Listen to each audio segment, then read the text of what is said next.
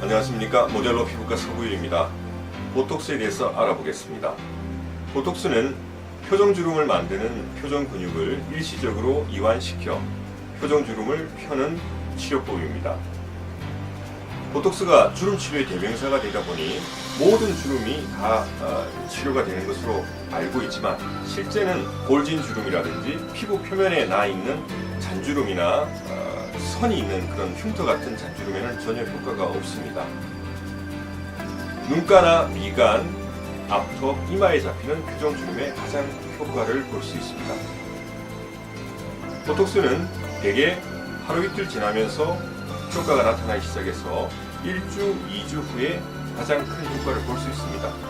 그래서 저희 병원에서는 2주 후에 보톡스가 좀 부족한 부분은 추가로 리터치를 해드리고 있습니다.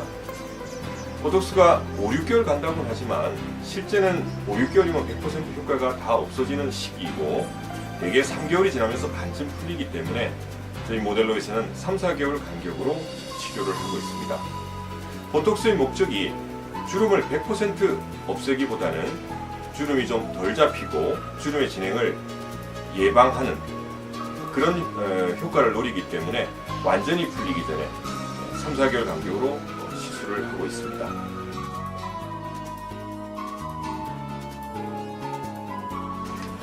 보톡스의 부작용은 원치 않는 부위에 보톡스가 퍼져서 눈썹이 처진다든지 표정이 너무 어색해지는 그런 부작용들이 가장 문제가 되고요.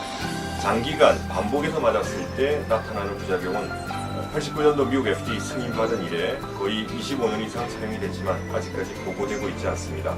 오히려 반복 시술을 하면 미간 주름 같은 무의식적인 습관이 교정되는 그런 효과도 얻을 수 있습니다. 보톡스의 부작용으로 보톡스가 원치 않는 부위에 퍼져서 눈썹이 처진다든지 눈꺼풀이 처지는 안검하수 등이 드물지만 발생할 수 있고, 너무 보톡스가 세게 돼서 표정이 굳어지는, 웃을 때 표정이 어색한 그런 문제점들이 발생할 수 있습니다. 그러나 이런 것들은 그 사람에 맞는 나이와 표정 근육의 발달 정도에 맞게 맞춤형 보톡스 치료를 하면 얼마든지 예방할 수 있습니다.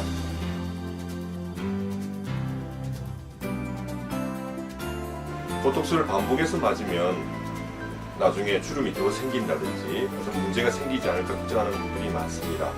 그러나 1989년 미국 FDA 승인을 받은 이래 아직까지 반복 시술에 의한 장기 부작용은 한 건도 보고된 바가 없고, 오히려 미간 주름 같은 경우에 반복 시술할 경우 본인도 모르게 찡그리는 무의식적 습관이 교정되는 좋은 효과를 볼 수도 있습니다.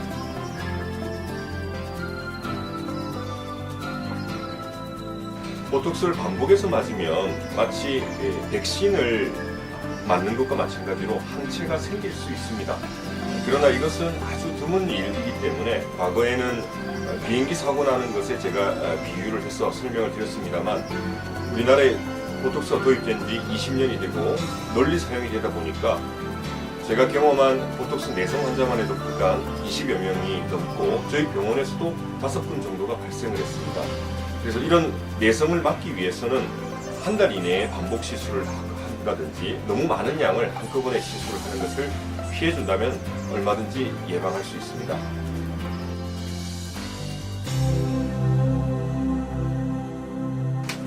보톡스 사학적 치료에 대해 알아보겠습니다.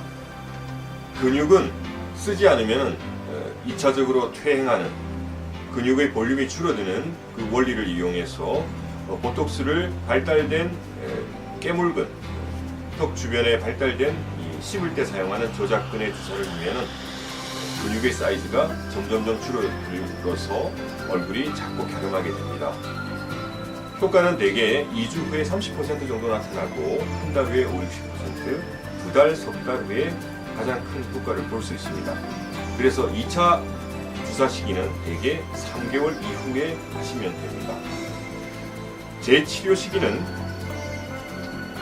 3개월이 가장 큰 효과를 보기 때문에 3개월째 만약에 만족스럽지 못할 경우에 3개월째로 추가를 할 수가 있지만, 대개는 6개월이 지나서 반쯤 돌아오고 10개월에서 1년 사이에 80%에서 100%가 돌아오기 때문에 6개월에서 1년 사이에 본인의 희망에 따라서 시술 받으시면 되겠습니다. 일반적으로 농담 삼아 연예인은 6개월마다, 민간인은 1년에 한 번 하시면 되겠습니다.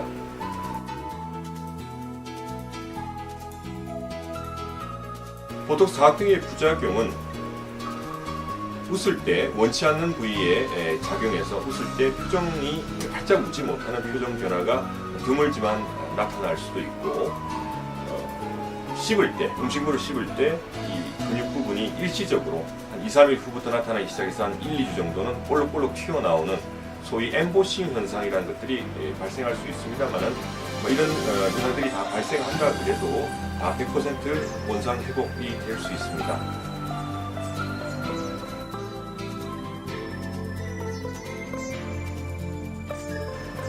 보톡스의 효과를 오래가게 하기 위해서는 오징어나 껌, 딱딱한 음식들을 씹는 것을 피해줘야 되고, 밤마다 이 가는 습관이 있다면 일종의 밤마다 재활 치료를 하는 것이기 때문에 효과가 빨리 떨어져서 다시 빨리 커지는 그런 현상이 생길 수 있습니다.